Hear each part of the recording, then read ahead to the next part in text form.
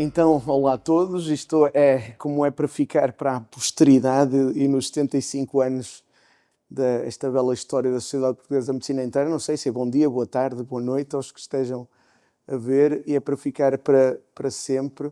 E há aqui histórias que ficam por estar escritas nos livros, e se calhar ainda bem, porque a inteligência artificial conta tudo, mas aqui vai ser a nossa burrice genuína, está bem?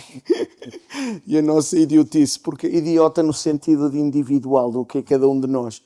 E eu estou mesmo muito grato, hoje é a minha segunda entrevista, e puseram-me a entrevistar pessoas que a mim muito me dizem pessoalmente, dentro da prática profissional da medicina, e também dos valores humanos e do que é da amizade e de fraternidade e de partilha, e nada mais nada menos que o Dr. Faustino Ferreira. Estou mesmo emocionado.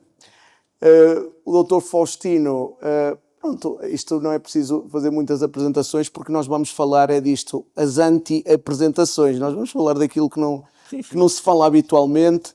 Uma carreira extensíssima na medicina interna, dos hospitais civis em Lisboa, polivalente, e depois para o sistema, portanto, SAMS, e uma grande atividade também associativa, e temos a Sociedade Portuguesa da Medicina Interna como ela está, e muito graças ao Dr. Faustino e à sua projeção internacional, porque um trabalho também extenso, do que eu tenho a honra de ter, durante um curto espaço de tempo, ter visto, e trabalhamos em conjunto na Federação Europeia de Medicina Interna. Portanto, Dr. Faustino, de onde vem, e depois vamos falar para onde vai. Vamos começar assim desde pequenino. O Dr. Faustino, de onde é que a sua mãe deu à luz o Dr. Faustino? Em Lisboa. Eu tinha... os meus avós maternos eram da zona de Belas. O meu avô Faustino, eu sou Faustino porque tive um avô Faustino que não conheci, morreu antes de eu nascer, mas que teve um café, isto há muitos anos, não é? Em anos 50, no Rato, e a minha mãe vivia numa casa em frente à Igreja de Santa Isabel, e conheceu o meu pai, que era da zona de Alveázer, e que fez camponeses pobres, mas fez o seminário, e depois acabou por não seguir para padre, e veio para Lisboa e fez direito. E, portanto, acabei por nascer em 54 e vivi 3 anos em Lisboa. Depois o meu pai acabou por entrar na carreira da magistratura, e fomos viver 6 anos para Setúbal, que foi delegado público em Setúbal, depois foi para juiz para Porto Alegre, depois foi juiz em Santarém, e depois em 66 voltei a Lisboa, com 12 anos, e portanto a partir daí é que... Mas é assim, tem tudo abaixo do Tejo. Sim. E portanto é essa sua influência, as Lesírias, não é? Das Lesírias, e depois a continuar por esse planalto alentejano, esse planalto não, essa extensa deserto, já quase deserto. E o que é que isso lhe traz para si da juventude? Teve alguma vida de mudar de casa? Isso marcou? De não ter uma casa assim fixa? Marcou porque os meus amigos começam depois de eu aterrar em Lisboa em 66, com 13 anos, porque antes eu fazia amizades, mas quando estava a começar mudávamos, e portanto havia um certo desenraizamento, e portanto acaba por... Mas isso acabou por eventualmente me adaptar, ou seja, eu tive que me adaptar a sucessivas mudanças, e acabou por conseguir fazer relações com facilidade, conseguir lidar com ambientes que nem sempre eram muito favoráveis, porque era sempre o, o, o que vinha de fora. Eu lembro que eu tive um ano em Santarém e habitualmente as mudanças de residências dos magistrados eram feitas durante as férias e eu fui parar a Santarém à turma. Eu tinha 11 anos e tinha, a média era para aí 15, 16, 17, 18. Porque a malta pegava touros e não sei o quê. E era eu e outro. E, portanto, acabou... Não, Estamos a ver a fasquia era pegar um touro.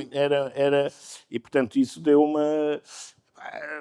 Porque as professoras de matemática eram... Pai, 2 ou 3 anos mais velha para que os gajos de Muge para que pegavam touros para que estavam a fazer E alguma vez foi levado para essas práticas? Não. Nada. Mas então é assim, isso realmente marca. Eu lembro-me de amigos meus que tinham dos pais e realmente eram tipo de ei pá, agora é que as coisas estavam a ficar tão boas e tal.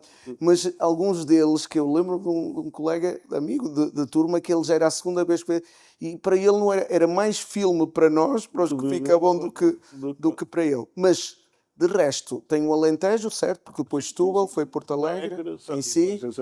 E isso ainda ficou, ainda tem assim memórias dessas... Não.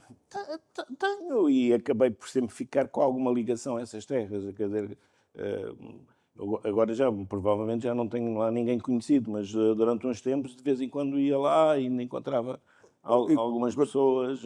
E então, digamos que é 13 anos e estamos a falar nos loucos anos 60, não é? Sim, Meio 68, meio... O que é essa geração então em Lisboa e ser adolescente em Lisboa nesses anos, o que era?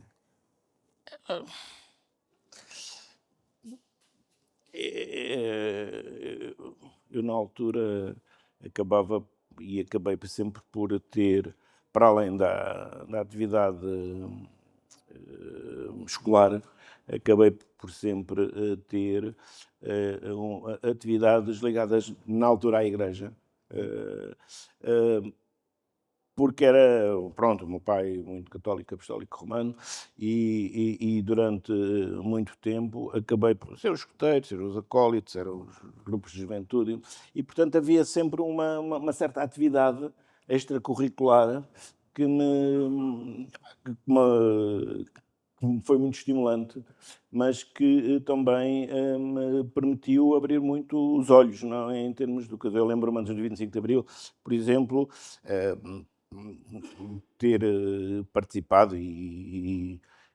no Grau, com a Maria de Lourdes Pintacil, com a Isabel Alegre, com uma série de gente, e portanto acabou por me dar sempre uma consciência social e política aberta em termos de... Quer dizer, conviveu com a doutora Lourdes Pintacil, a primeira nossa mulher candidata a Presidente da República. E esse trabalho associativo era feito muito portanto, influência do seu pai, certo? Mas depois também a sua escolha de querer... O que é que o motivava? O meu pai vivia com alguma suspeita estas minhas... Pronto, era um homem formal, embora ele... E sabia do sistema judicial, como é que ele funcionava? Não, embora ele próprio tivesse em Novo tido preocupações sociais e portanto, com a JOC e com a Ação Católica e por aí fora. Eu lembro-me sempre que, embora eu nunca tinha conhecido, ele foi amigo do Manel Serra, que foi padrinho da a minha irmã mais nova.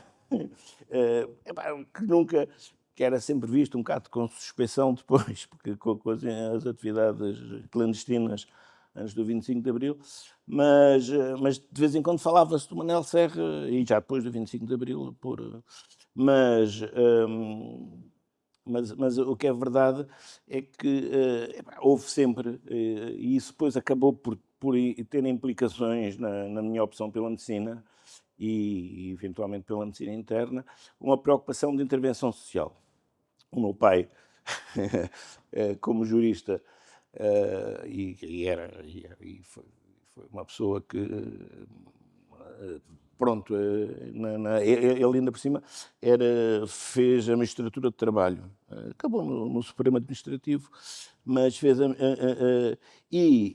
era muito preocupado com a justiça social e com essa, mas eu achei sempre que direito não era uma coisa, ele fazia muita questão que fosse, primeiro queria que eu fosse papado, depois queria que eu fosse para direito, que ia deixar os livros, etc e tal. Eu depois achei que não, que os meus interesses sociais levavam-me, na altura, a considerar que seria mais interessante o trabalho e o poder ser médico como forma de ter uma atividade social mais... Tu, Faustino, isso é brutal. A inspiração do médico, não é? Como alguém que utiliza o conhecimento para ajudar o outro, sim. e já com a medicina moderna, com os princípios científicos, e de qual é a maior forma de democratizar o acesso a todos, é todos terem saúde, as mães terem paz e sossego para terem os seus filhos, diminuir a mortalidade infantil. Isto motivou muito para ir para medicina, porque eram as discussões que se faziam nesse tempo. Sim. E então foi, digamos que, não a vocação para os missais, mas há também esse lado da vocação, e aprendeu isso. E para onde é que foi estudar medicina, então? Depois foi em Lisboa?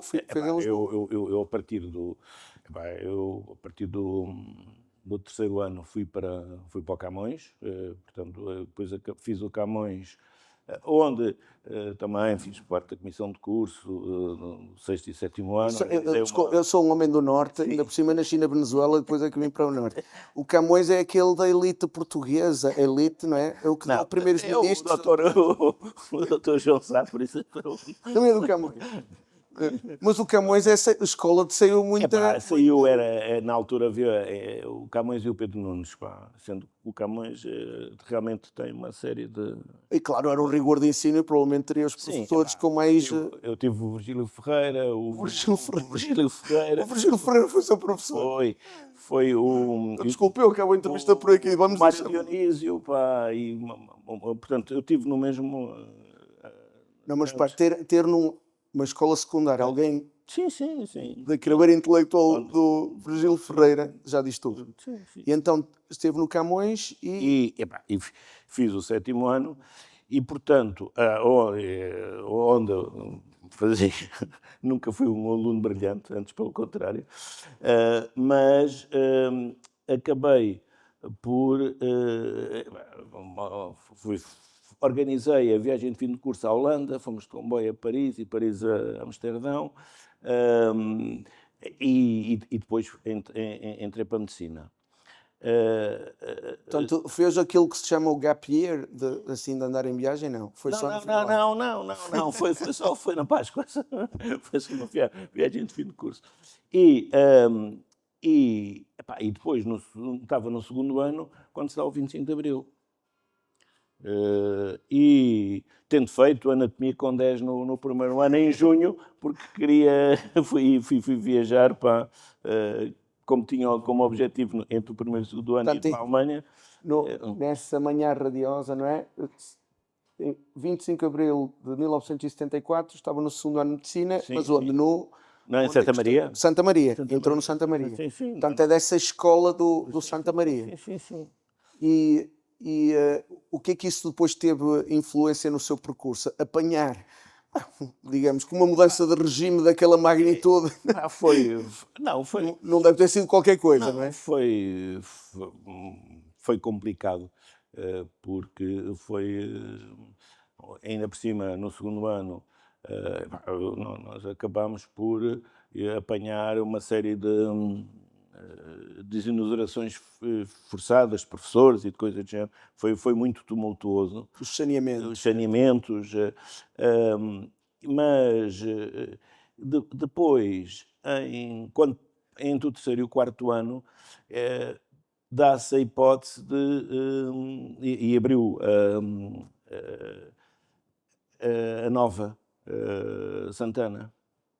E, portanto, nós que achávamos que, de certa maneira, Santa Maria estava um bocado enquistada e na altura é preciso perceber que eu pertenço a um dos cursos que penso que a nível nacional tínhamos naquele ano 2.000 alunos. Quando entramos para 800 em Lisboa, não sei, 400 ou 500 em Coimbra e tanto ou mais no Porto.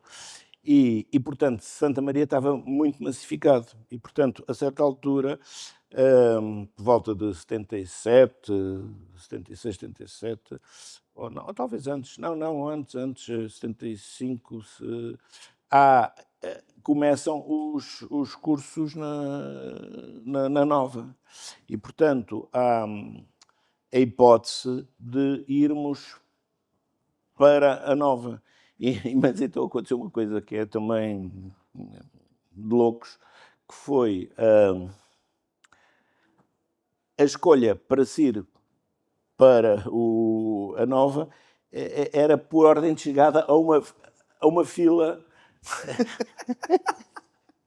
E então, na altura, eu vivia na Ponta Delgada, num prédio onde só no meu ano estávamos 3, o Júlio Veloso e o Joaquim Carrilho, e na altura eu namorava a Rosário, e portanto eu achei que era uma loucura, agora vamos para coisa, mas acabaram por eles irem, e eu fui um dia depois. Eles foram 1, 2, 3, eu fui o 130 e tal, mas entravam os primeiros 200, entravam ia criar a malta toda a ser de Santa Maria. E, portanto, eu passo... Então acabou o curso depois no Campo Santana? Acabei, eu sou da Nova. Portanto, esse percurso, quer dizer, já replica um bocadinho o que era na sua vida de mudar de casa, não é? E também continuou para o Dr. Faustino isso, isto é a minha vida. E o que é verdade é que nós tivemos uma reação mista. Fomos muito apadrinhados e muito bem recebidos pelos colegas mais velhos que iam, mas houve uma luta entre quem é que ia mandar no curso, não é? E, portanto, durante um ano, que correspondeu ao nosso quarto ano, ao que seria o nosso quarto ano, porque nós fizemos os 3 primeiros anos em Santa Maria. Eram os pré-clínicos. Pronto, e portanto, a partir dos clínicos, tivemos um ano em que os professores... ou seja, os serviços dos hospitais civis que nos iam receber não recusaram de dar aulas porque entraram em litígio de quem é que ia mandar na faculdade, na prática, não é? Porque não havia doutoramento, não havia pessoal, não estava... Conselho pedagógico, conselho científico. E aquilo resolveu-se, já nem sei muito bem como, mas ao fim do ano de entraves e de adiamentos, sendo que o que é verdade é que nós, porque já lá estávamos e já tínhamos tido algumas aulas, eu fiquei logo ligado à equipa do Cabirita Carneiro, que fazia banco à segunda-feira, e comecei a fazer, não tinha aulas, mas ia fazer bancos, fazer cabeças... Isso aí, no que seria o quarto ano. Seria no quarto. Ou seja, logo ali, o hands-on ali no... Sim. E depois fizemos em 2 anos, 3 anos. Eu sei que em 78, que foi o meu último ano, fiz 20 cadeiras, sendo que acabei a 20 de dezembro de 78. O que permitiu que entrássemos a 1 de janeiro de 79 com os que continuavam em Santa Maria. Portanto, aí não houve problema. Lá ainda teve o Natal não é? Para estar um bocadinho com a família. Sim. Então, esses anos loucos de revolução e de... Isso marcou muito. Marcou muito. Marcou porque... Marcou e toda uma geração, a sua geração, obviamente. Claro. Teve necessidade, então, de escolher algo, porque há aqui coisas que já bate certo com conversas que nós já tivemos há uns anos. E então a medicina interna ajudou a organizar essa vida toda que queria. O que aconteceu é que eu cheguei a 1 de janeiro de 79 e estava numa situação em que tinha consciência que o meu curso... acho que fiz oftalmologia com 8 aulas, e ginecologia se calhar com 10 aulas ou 15 aulas, com os apontamentos, com umas coisas, com os pontos. E portanto, a certa altura disse, eu preciso de aprender. E aí marcaram, eu começo a fazer bancos em São José no quarto ano, numa equipa onde estava o Dr. Vieira da Fonseca, que foi médico de Benfica. Está aí um trabalho nobre e digno. Mas que era um senhor. Obviamente. Mas onde eu vou encontrar 2 homens que me marcaram muito e que me levaram depois para a medicina interna, que era o Vai Riscado e o Sormanho. Isso nos hospitais? Eu era hospitais de FIS, era São José. São José. Eu estava, na altura, no desterro, que eu acho que comecei o P1 e o P2, porque na altura era o P1 era o dos policlínicos, os policlínicos. e que era para suprir as falhas, não é, no interior. É claro que serviu para isso, e o que é verdade é que ao ir para fazer bancos, ainda como aluno, acabei por ver e ficar muito ligado à equipa que estava, a médica que estava à segunda-feira, porque a partir do momento, pronto, eu no princípio ia pela cirurgia e andei para lá cozer cabeças e coisas do género, mas depois fui-me interessando pela atividade clínica e o Riscado e o Sormanho faziam parte da equipa, eram os subchefes, porque na altura o Cabrita Carneiro, as equipas eram chefiadas por cirurgiões, e ainda era com aquelas cheias antigas, em que os alunos ficavam na ponta e os cirurgiões e os assistentes na outra ponta da mesa, mas eu depois, quando vou escolher para onde é que vou fazer a parte da medicina do policlínico, vou para o serviço que era na altura do Iriarte Peixoto e que depois passou a ser do Monte Batista, que foi o meu grande mestre, porque era o chefe e que tinha formado o Riscado e o Sormanho. Portanto, depois aí começou-se a definir o interesse. É evidente que o que eu aprendi nesses 2 anos foi muito importante depois, porque eu fiz o policlínico. Na altura já, nós já devemos ter acabado no meu ano em 1500, e só foram 60 para a tropa, portanto eu não tive tropa e portanto fui fazer o policlínico para Peniche, o policlínico não, o Serviço Médico à Periferia, e aí já levava alguma bagagem. E foi para Peniche? Foi para Peniche. Quando vai ser a próxima escola de verão de medicina interna, portanto vai ter que lá dar um salto. Está bem, com certeza, com todo o gosto. E então aí, para Peniche, pescadores, etc. Sim, foi uma atividade... não, mas foi o Serviço Médico à Periferia foi realmente uma experiência para nós muito desafiante. Porque eram lançados sozinhos e tomavam as decisões, claro, e a população confiava em vocês. Confiava. Não havia aquela coisa de o doutor ser o mais importante ali do... Eles passaram, o Peniche era já, na altura, uma aldeia pescatória com grande desenvolvimento e que não parava.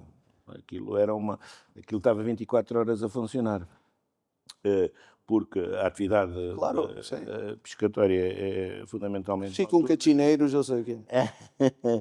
E o que é verdade é que nós éramos um grupo de 13 ou 14, e ainda estavam lá mais 4 ou 5 que tinham ficado de anos anteriores e que não tinham querido, ou não optaram por fazer clínica geral na altura, não havia medicina geral e familiar ainda, e que só foi criada muito mais tarde.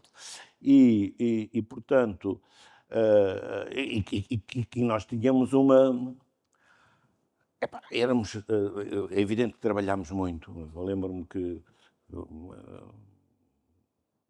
em média fizemos 3.000 consultas, fazemos não sei quantas urgências. E era um hospital pequeno, certo? Era um hospital mas era também os centros de atendimento saúde. permanente, Não, sim. era a casa de pescadores onde estavam 4, era o centro de saúde que estavam mais 4, depois havíamos as zonas à volta, onde havia casas do povo que funcionavam com coisa, e portanto nós estávamos distribuídos por essa... Isso foi que é um ano? Foi um ano. Um ano e volta para Lisboa. E depois volto para Lisboa. E então aí a escolha de medicina interna já estava na sua... Curiosamente... Lá está, bem, mais uma vez, era uma fila e depois...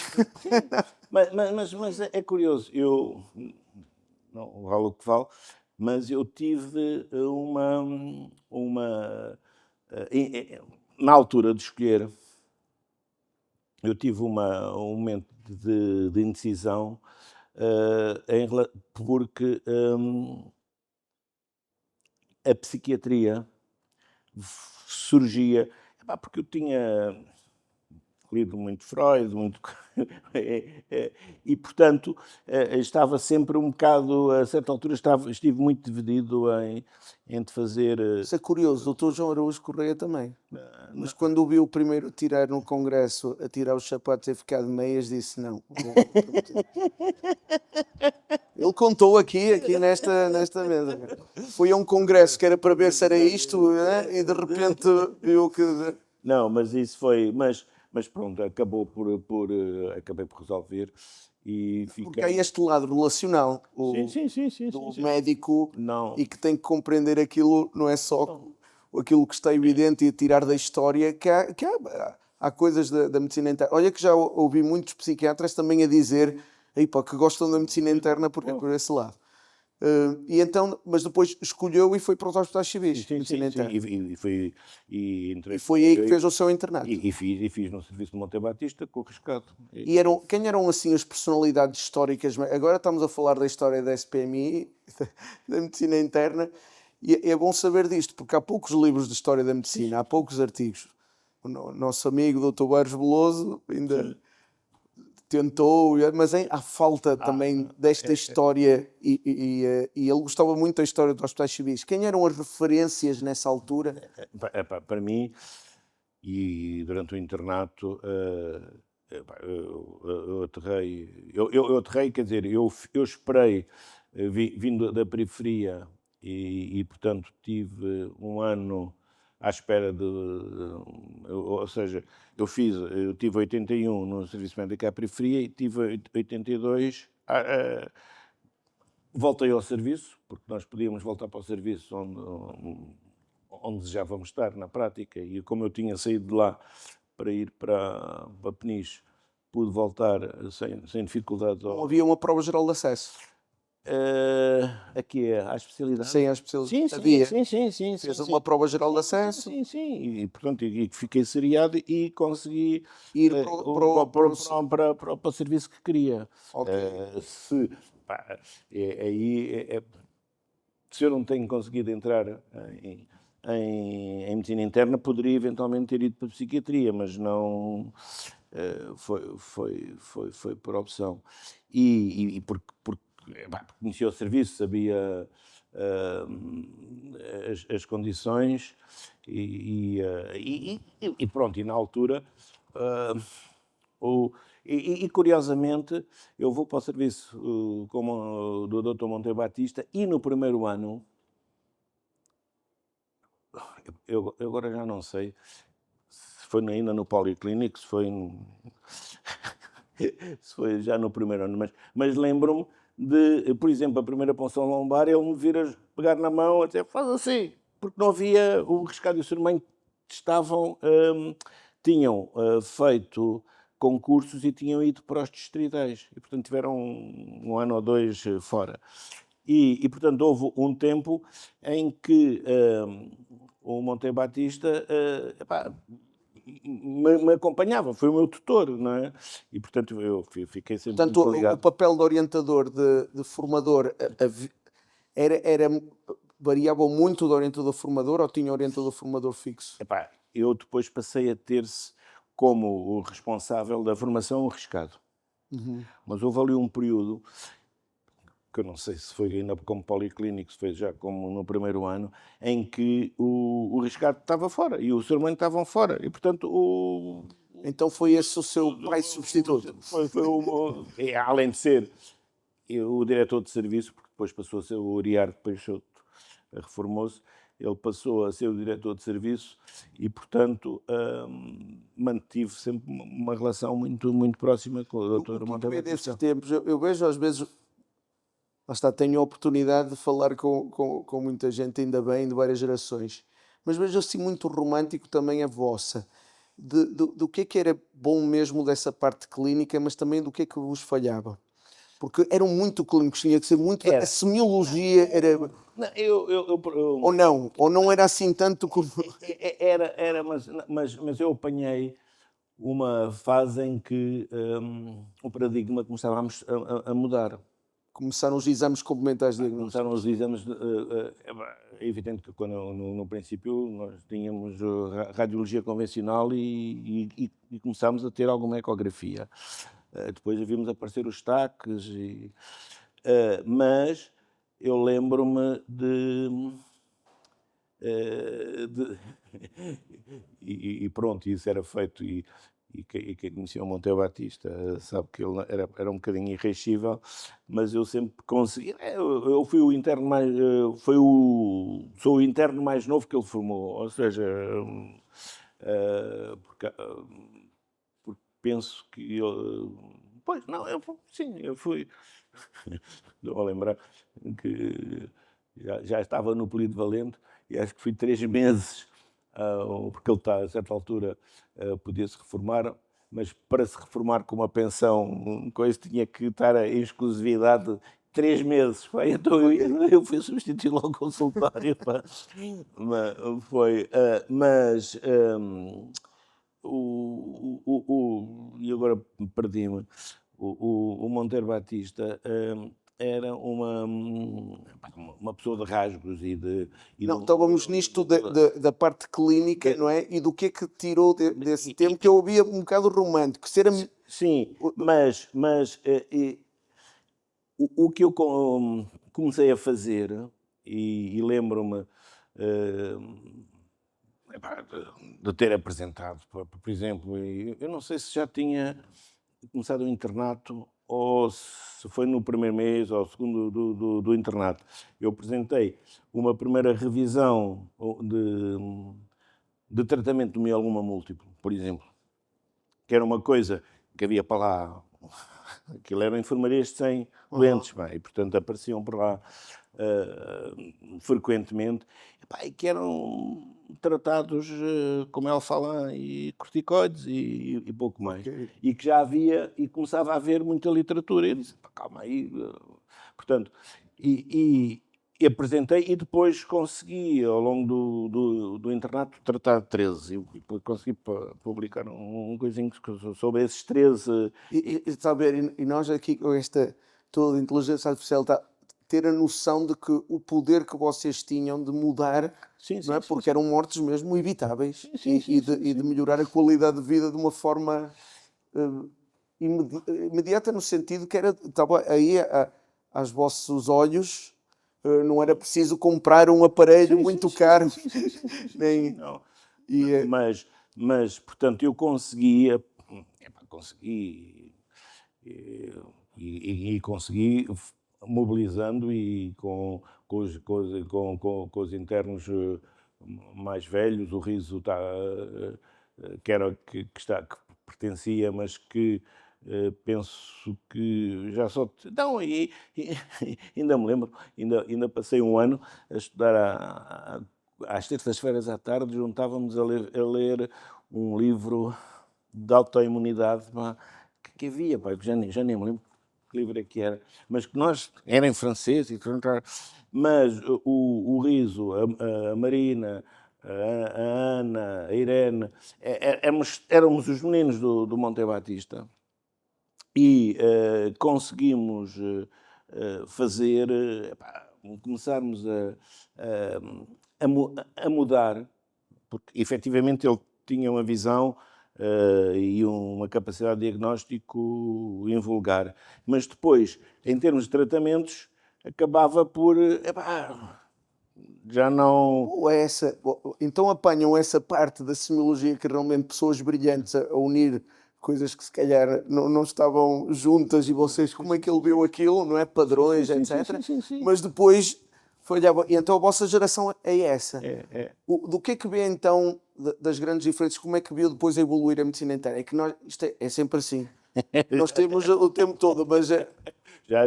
Não, mas está bem, nós já andamos das lesírias, já andamos por aí. Eu já vi aí umas caranhadas de uns pescadores em Peniche, que é sempre assim e tal, e voltar para Lisboa.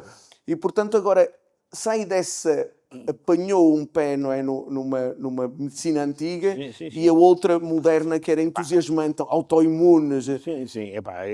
Eu em simultâneo acabo por, logo no segundo ano do internato, ir para os cuidados intensivos, para a UEMA, e depois sou convidado pelo Dr. Recina a ficar lá. E, portanto, só voltei à urgência geral quando fui para o Polivalente, para Santa Maria. Porque durante 6, 7 anos fiz urgência na UEMA. Na UEMA, essa grande escola do intensivismo a nível nacional. Sim. Eu, com muito orgulho, vou lá dar cursos de ecografia e nota-se, há ali história. E então faz esse percurso e onde é que aparece a Sociedade Portuguesa da Medicina Interna? A sociedade aparece, penso que em 89, porque nós, a certa altura, percebemos que... Eu acabo a especialidade em 88, em janeiro de 88, e depois fico no serviço, onde tenho que concorrer a vários concursos regionais e depois vou parar acabo por ir parar ao Polivalente num concurso em que era preciso saber que estávamos quase 120 internistas na zona de Lisboa a concorrer para 7 vagas. E eram 3 nos civis, 3 em Santa Maria e... Era uma competição Sim. grande. O Dr. Borges Louso contou que entrar nos civis era difícil. Era. E portanto, eu fiquei em 5º ou 6º lugar. Porque eram várias provas de ver doentes? Não. Aquilo era já só curricular. Só curricular? Já era só curricular. Na altura. Mas pronto... E então conhece a Sociedade Portuguesa da Medicina Interna nessa altura? Não, eu já tinha, eu a certa altura, porque as coisas são um bocado paralelas, eu a certa altura nós percebemos, porque já tínhamos publicado coisas no estudo com lúpulos, e tínhamos, a certa altura, criado um grupo onde estava o Riscado Sormanho, e onde estava o Carlos Ferreira, e onde estava o Jorge Martins e o Luís Campos. Nós os 6 criámos um grupo que dentro da Sociedade Portuguesa de Medicina Interna e durante o primeiro congresso propusemos que uma das formas para desenvolver a sociedade era a criação dos núcleos de estudo. Isso deu... Foi no primeiro congresso de Medicina Interna.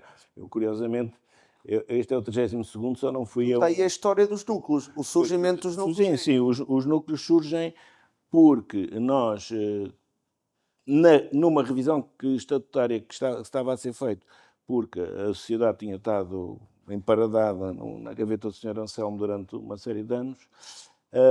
O Sr. Anselmo era o secretário-mor. Era, mas não lhe davam o que fazer.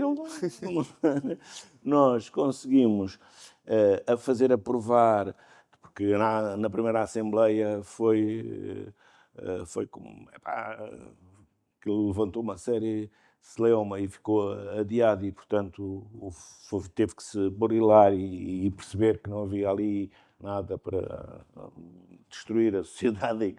Mas nós conseguimos criar, e o primeiro núcleo foi das doenças autoimunes. E depois, a partir daí, começaram a surgir... Claro, e uma área científica que se ainda hoje está em grande ebulição, quando começa a explosão do vulcão, não é? Quer dizer, e é toda uma... Obrigado por saber disto e saber é que ficou registado. Porque está aí em alguns livros, mas é...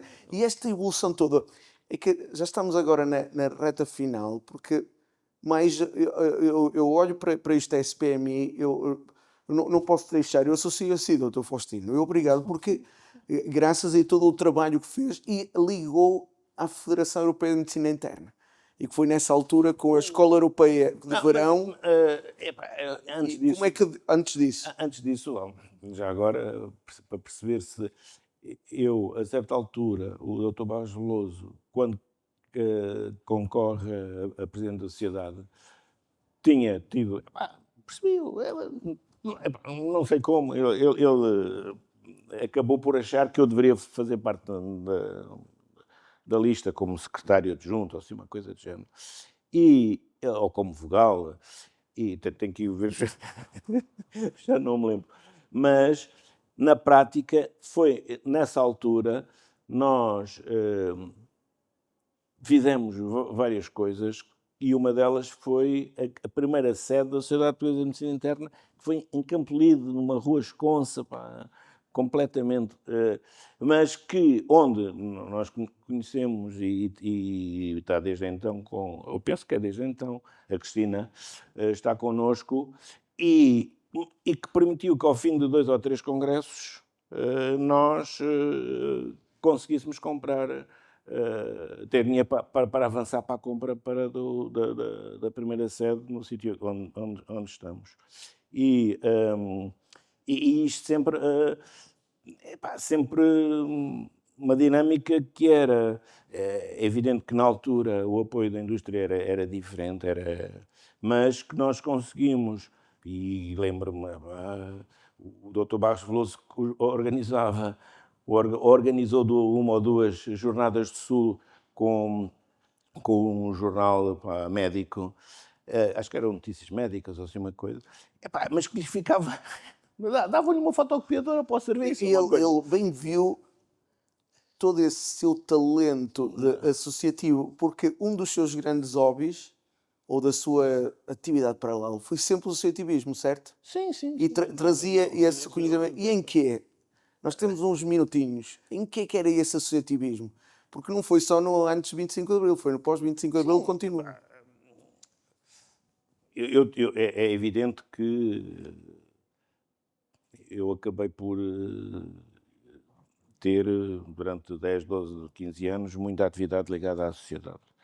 Mas acabei por exemplo, ao mesmo tempo formei um grupo Balinte, por causa quer dizer, não tinha ido para a psiquiatria, mas o Balinte era o homem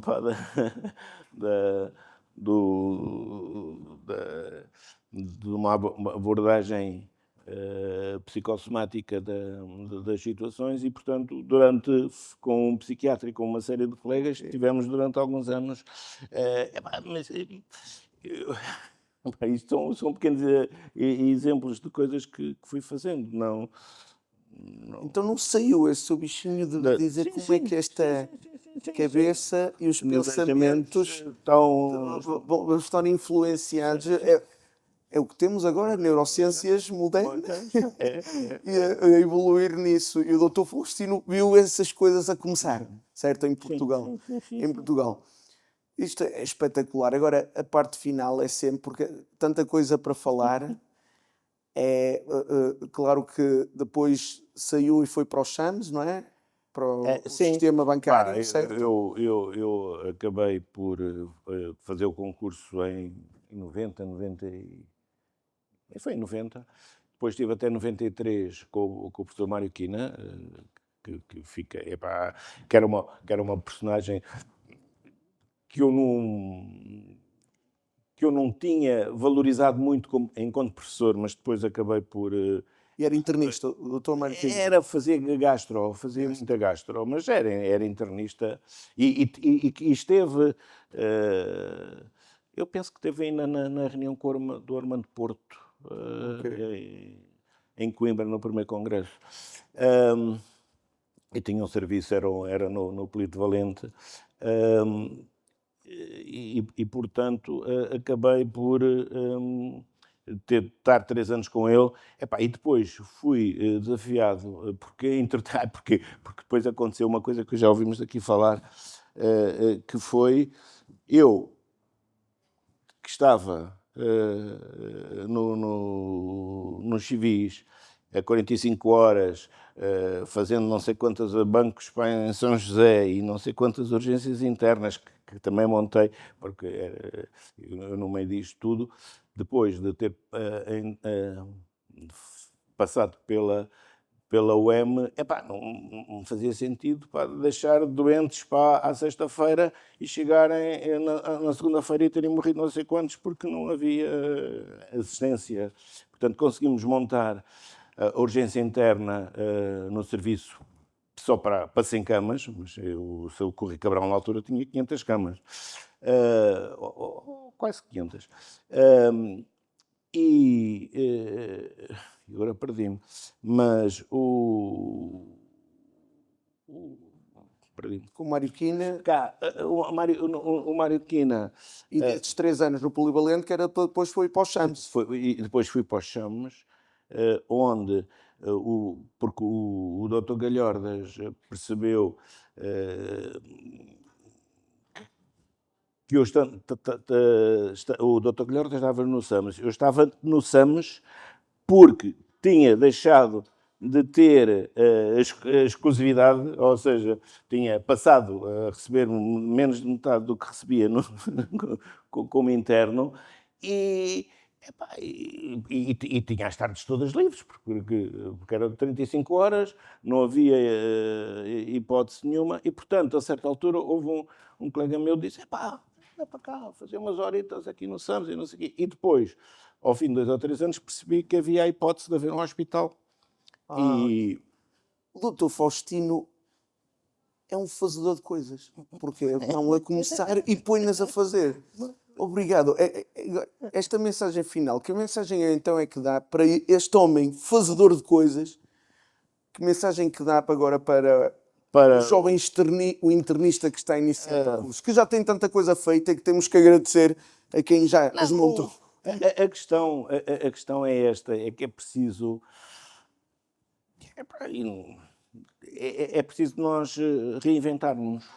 Ou seja, eu acho que passei a vida um bocado a reinventar e ver um bocadinho o futuro e perceber as oportunidades que o futuro pode dar. E eu acho que hoje estamos numa situação complicada, porque parece... mas eu quando entrei para a medicina interna, já me diziam o Rescado e o Sermões: não sei, mas não... A questão é perceber que, e é preciso haver uma visão positiva e dinâmica. Eu acho que não quero negar que não, e não posso negar, até porque tenho muitos dados que mostram que a situação hoje da medicina interna é muito melhor do que era no meu tempo. No meu tempo, há 30 anos, há 35 anos atrás. Mas que o desafio que nós fizemos ao Correio de Campos no Congresso de Braga e que a partir daí nós passamos a ser a primeira especialidade médica nos concursos e o que permitiu nós termos atingido os 3.000 e tal, acho que estou próximo dos 4.000 inscritos no Colégio da Ordem, não teve como repercussão a valorização, nomeadamente económica. Claro, para a sustentabilidade, para isto ser sustentável o crescimento. Porque o que acontece é que as especialidades técnicas conseguem, nomeadamente fora do Serviço Nacional de Saúde, serem recompensadas muito facilmente e nós... Então, este reinventar para os jovens agora, para final, o que é que podemos fazer de... Podemos, não é? O que a questão é percebermos que não é... e aí porque uma das tendências atuais é o tentar que cada um se afaste por si. Quer dizer, arranjar uma consultinha aqui, uma consulta aqui. E isso pode ainda levar mais à fragmentação e, portanto, é preciso percebermos que temos, face à desistência das outras especialidades da clínica, porque a gente vê relatos dos gastros que não querem fazer nem terapêuticas, nem enfermaria, só querem fazer técnicas. E isso pode ser uma oportunidade para nós assumirmos cada vez mais os doentes e, portanto, sermos aquilo que temos sido sempre, mas o médico do hospital, não é? O médico do hospital. Doutor Faustino, eu como moderador estou mais enriquecido, aprendi muito. Damos 45, 50 minutos, chegamos aos 51 minutos de conversa. E o que andamos aqui à volta, estou mais rico, obrigado. Eu vou dizer, doutor Faustino, facedor de coisas, ok? Não. E é mesmo de as fazer. E o ser humano biologicamente, eu vou dizer a parte biológica, é um ser de cooperação. Não é quando ele está a ir do indivíduo, é sobrevivência, é porque algo está a correr mal e é um sinal do sistema que está doente. E nós, médicos, é clínico isso. E identificou bem isto de andarem sozinhos, andarem um lado para o outro e vamos ver estratégias para voltar aqui. E este espaço, a sociedade, acho que é um deles. Obrigado, doutor Faustino. Nada, obrigado eu.